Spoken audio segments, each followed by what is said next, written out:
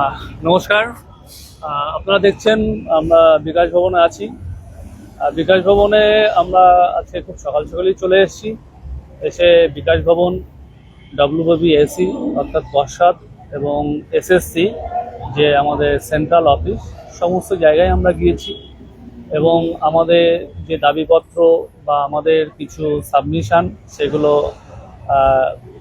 পর্ষদ, এসএসসি সব জায়গায় দেওয়া হয়েছে এবং ওনাদের অ্যাপয়েন্টমেন্ট আগেও চেয়েছি থ্রু মেল, এবং আমরা এখানে অফিসে এসেও কথা বলেছি যাতে অফিসিয়াল অ্যাপয়েন্টমেন্ট আমরা পাই, যাতে আমাদের যে সেকেন্ড এসএলএসটি যে নিয়োগ প্রক্রিয়া সম্পর্কিত বেশ কিছু তথ্য আমাদের জানার দরকার আছে এবং বেশ কিছু আপডেট আমাদের জানার দরকার আছে, সেই বিষয়ে কথা বলতে চেয়েছি আমরা। আর এখানে আপনারা সকলেই জানেন যে বিকাশ ভবনে আজকে খুবই গুরুত্বপূর্ণ একটা মিটিং হয়েছে। সেই মিটিংয়ে সেটা নিউজ মিডিয়ার মাধ্যমে আপনারা জানতে পারছেন। এখানে কয়েকটা বিষয় বলবো। আমরা এই বিষয়গুলো আপডেট নিয়েছি, আপডেট আমাদের কাছে আছে। এখানে লাইভে সব কিছু বলা সম্ভব নয়। কিছু জিনিস আমি বলছি, কিছু জিনিসের মধ্যে একটা বিষয় বলবো। এই 2025-এর যে সিলেকশন প্রসেস SLST-2, সেটা কিন্তু খুব তাড়াতাড়ি কিন্তু শুরু হতে চলেছে। কিন্তু একটা কন্ডিশন আছে। কন্ডিশনটা প্রথম থেকে যে কন্ডিশন, যেহেতু এটা হাইকোর্টের একটা কেস চলছে, এটা বিচারাধীন একটা বিষয় আছে। হাইকোর্টের রায় যেমন হবে সেরকমভাবে কিন্তু এই গভর্নমেন্ট কিন্তু বারবারই বলছে কোর্টের অর্ডার যেভাবে হবে সেইভাবে সবকিছু করবে।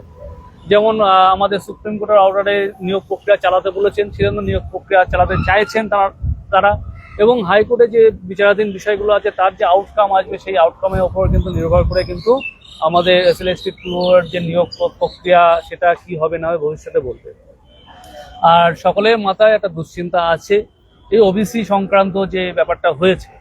এখানে একটু ছোট্ট করে বলবো, বেশি কিছু লাইভে বলা সম্ভব নয়। ওবিসি সংক্রান্ত বিষয়ে কিন্তু এখনো বিভিন্ন জায়গায় আমরা কথাবার্তা বলে দেখেছি, পুরোপুরিভাবে কিন্তু কোনো আপডেট নেই। সেই জন্যে নিজের মন গড়া কথা বলবেন না, অন্যকে ভয় ধরাবেন না। কি হবে না হচ্ছে 7%, এদিকে হচ্ছে 17%, এই সমস্ত বিষয় বলবেন না। মন গড়া কথাবার্তা বলে দিচ্ছেন আপনারা। যেখানে সরকারি দপ্তরে আপডেট নেই সেখানে আপনাদের কাছে আপডেট চলে আসছে তো জানি না। তবে একটা বিষয় বলি, যে সমস্ত শিক্ষক শিক্ষিকা আমাদের সঙ্গে ফান্ড সাপোর্ট করে আছেন এবং আমাদের এই লড়াইতে সামিল হয়েছেন, তাদের সঙ্গে আগামীকাল মিটিং করা হবে। মিটিংয়ে আরও অনেক বিস্তারিত বলবো। এইগুলো সোশ্যাল মিডিয়াতে বলা ঠিক নয়, বলছি না। এবং এটা আপনারা জানেন, আগেও মিটিং করেছি, আবারও মিটিং করবো আগামীকাল, সেখানে আরও অনেক বিস্তারিত তথ্য বলবো। শ্রাবণদা কিছু বলবো? আমরা সকাল থেকেই এসেছিলাম আজকে। আমরা সকাল থেকে আসার কারণটা হচ্ছে আমরা বেশ কয়েকটা জায়গায় যাওয়ার অ্যাপয়েন্টমেন্ট নিয়েছিলাম এবং সেটা সকাল থেকে না এলে সব জায়গাটা সারাদিনে ঘোরা সম্ভব ছিল না। তা মোটামুটি যেগুলো আমাদের যাওয়ার জায়গা ছিল ম্যাক্সিমাম সেই সব জায়গাগুলোতে আমরা গেছি বা পৌঁছতে পেরেছি এবং আমরা যথারীতি কথাও বলতে পেরেছি এবং সময় লেগেছে কোনো কোনো জায়গায়। আজকে সবচেয়ে বড় কথা ব্যস্ততা, অফিসিয়াল ব্যস্ততা। যে মিটিংটা ছিল আজকে শিক্ষামন্ত্রীর সাথে যে মিটিংটা, সেই মিটিংটা হয়েছে। কারণ আমরা প্রথম যখন আসি তখন শুনলাম মিটিং শুরু হয়েছে, মিটিংয়ে সবাই ব্যস্ত, তো আপনাদের ওয়েট করতে হবে। তো আমরা যথারীতি ওয়েট করি।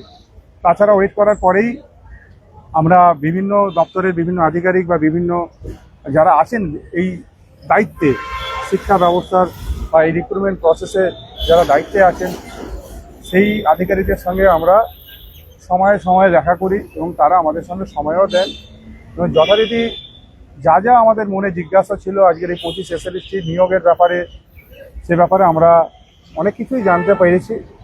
কিছুটা মিন্ময় আপনাদের সামনে লাইভে তুলে ধরেছেন। এবার সবচেয়ে বড় কথা, যেটা বাস্তব সত্যি, সব কথা এইভাবে ওপেনলি লাইভে বলা সম্ভব নয়। কারণ আপনারাও জানেন যে অনেকে আছেন যারা এই 25-এর নিয়োগের বিপক্ষে। তো গভর্নমেন্টের ভেতরে কি চলছে বা আমরা কতটুকু জানতে পারছি, সেটা যদি আমরা ওপেন প্ল্যাটফর্মে জানাই সেক্ষেত্রে একটু সমস্যা হতে পারে। সেই জন্য যতটুকু বলার আমরা বাইরে বললাম। তবে একটা কথা বলতে পারি, যেটুকু বাদবাকি কথা আমরা আমাদের গ্রুপের মিটিংয়ে নিশ্চয়ই আগামীকাল জানাবো। সেটা আমরা কর্তব্য, কারণ তারা সবাই 25-এর নিয়োগ চায় বলেই WBUT-এর ওই ফান্ড সাপোর্ট গ্রুপে আছেন, তাদের একান্ত প্রচেষ্টা বা তাদের ফান্ড সাপোর্টের জন্যই আজকে ডব্লিউবিউতে একটা ছোট টিম হয়েও লড়াই করতে পারছে। তো তাদের কাছে আমরা যাবতীয় কিছু তথ্য তুলে দেওয়াটা আমাদের নৈতিক দায়িত্ব, তাই আমরা ওনাদের কাছে তুলে দিই সময়ে সময়ে, আগামীকালও তুলে দেব। তবে একটা কথা বলতে পারি সার্বিকভাবে, যে আজকে কথার ভিত্তিতে বিভিন্ন জায়গায় সরকার কিন্তু কোর্ট যেরকম বলবে সেরকম আগাবে। তো কোর্টের লড়াইয়ের জায়গাটা কিন্তু যদি আমরা ছেড়ে দিই তাহলে কিন্তু আমরা আমাদের নিজের পায়ে কুড়ুল মারব। এটা আমি বলতে পারি। যে সংগঠন বা যারা লড়াই করছেন 25-এর এই নিয়োগটা নিয়ে, তাদেরকে বলবো, আমরা তো লড়ছি আমাদের জায়গা থেকে, আমাদের যতটুকু ক্ষমতা আছে, আপনারাও আপনাদের জায়গা থেকে 25-এর এই নিয়োগ প্রক্রিয়ার জন্যে হাইকোর্টে যে সমস্ত মামলা আছে সেই মামলায় যথারীতি লয়ার দিন এবং লড়াইটা চালিয়ে যান।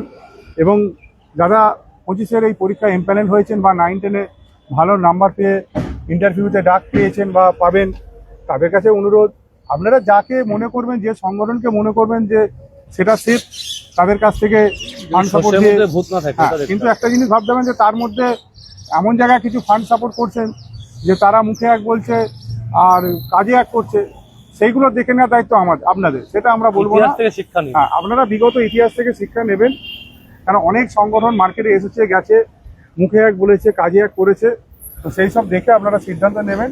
আমাদের ডব্লিউবিউটির এখন স্ট্যান্ড পয়েন্ট কি সেটা আপনাদের কাছে অনেকদিন আগে ক্লিয়ার করেছি। আমরা সোলোর ফেরানোর জন্য, নতুন করে সোলোর যারা চাকরিহারা তাদের সমর চাকরি ফেরানোর জন্য কিউডেটিভ ফাইল অলরেডি করে রেখেছি, তার জন্য তদবির করেছি। কিন্তু আজকের দিনে দাঁড়িয়ে যেহেতু 25-এর প্রসেসটা এত দূর আগিয়ে গেছে, সেখানে এই 25-এর নিয়োগ যদি কোনোভাবে বাতিল হয়ে যায় তাহলে কিন্তু আমাদের যারা চাকরিহারা, যারা এমপ্যানেল হয়েছেন, তাদের কিন্তু নিজের জায়গায় ফেরা প্রায় অনিশ্চিত হয়ে যাবে। কারণ 16 কবে ফিরবে তার কোনো সুনির্দিষ্ট কোনো দিশা আমরা বিভিন্ন জায়গায় ঘুরে, সেটা লয়ার হোক, আধিকারিক হোক, সরকারের বিভিন্ন জায়গায় গিয়ে আমরা কোনো জায়গায় কোনো কিন্তু পাইনি জায়গা। তারপরেও সত্যি খারাপ লাগে, কারণ 16-র অনেক টিচার ছিলেন যারা পরীক্ষা দিয়েছিলেন, চাপের মধ্যেই পরীক্ষা দিয়েছিলেন, জানি এই পরীক্ষা কেউ বসতে চায়নি, তারপরেও তারা পরীক্ষায় এই কম্পিটিটিভ পরীক্ষা পাস ফেল ব্যাপারটা খুব বলাটা খুব কঠিন। এখানে তো কোনো পারফেক্ট পাস না, হ্যাঁ, প্যানেলে জায়গা করতে তার বিভিন্ন কারণ আছে। কাউকে ছোট করা বা দোষারোপ করা নয়, আমরা এটাও চেষ্টা করছি বিভিন্ন সরকারি জায়গায় বর্তমান সরকারের কাছে পৌঁছে, সেটা বর্তমান গভর্নমেন্টের কাছে আন্তরিকভাবে দাবি রাখছি যে এই জায়গাটা আপনারা দেখুন। কারণ এতগুলো পরিবার, সংখ্যাটা অনেকটা, নিয়োগটা পুরোপুরি হলে বুঝতে পারবো কতজন অ্যাকচুয়াল চাকরি 25-এ নিয়োগ হওয়ার পর চাকরিহারা হচ্ছে, কিন্তু সংখ্যাটা খুব একটা কম না, বেশ ভালোই। তো তাদের ফ্যামিলির কথা ভেবে তাদের জন্য কি করা যায়, তাদের জন্য আন্তরিকভাবে ভাবার জন্য আমরা কিছু কিছু প্রস্তাব ওনাদের দিয়েছি। সেটা যদি সময়ের সাথে ইমপ্লিমেন্ট করেন সেটা খুব ভালো হয়, এবং আমরা এই দাবিটা আগামী দিনেও রাখবো। এবং যদি কোনোভাবে 16 কিউরিটিভ ফাইল ওপেন করে আনা যায় সেই চেষ্টাও আমরা আন্তরিকভাবে করছি। সেগুলো তো আর প্রকাশ্যে দেখানোর বিষয় নয়, সেটা প্রয়োজনও নেই, সেটা আড়ালে অন্তরালে করে যাচ্ছি, আগামী দিনেও করে যাব। বাস এটুকুই আপনাদের কাছে অনুরোধ, আইনি লড়াইয়ে আপনারা ডব্লিউবিউটি-এর পাশে থাকুন, বা অন্যান্য যদি কোনো প্রয়োজনে কাজে লাগে আপনারা অ্যাক্টিভভাবে আগিয়ে আসুন, একথাই বলবো। এই বলেই আমি আমার বক্তব্য আজকের মতো শেষ করলাম। নমস্কার। একদমই তাই। যারা প্যানেলে জায়গা করতে পারছে না, ফাইনালি চাকরি পাচ্ছে না, সেরকম আনটেন্টেড টিচারের সংখ্যা মোটামুটিভাবে 1100 থেকে 1500-এর মধ্যে থাকবে, এটা আমরা আশা রাখছি। কিন্তু এই সংখ্যাটাও একজনও যদি বাদ যায় তার অবস্থা কী হবে সেটা তো আমরা বুঝতেই পারছি। সেই জায়গাতে আমরা আমাদের দাবি রাখছি। তবে 2025-এর যে নিয়োগ প্রক্রিয়া, সেই নিয়োগ প্রক্রিয়া আইনি জট যাতে কাটিয়ে উঠতে পারে সেজন্য ডব্লিউবিউটি সবসময় চেষ্টা করছে। এটাই বলবো, ডব্লিউবিউটির পাশে থাকুন, ফান্ড সাপোর্ট করে এগিয়ে আসুন। নমস্কার।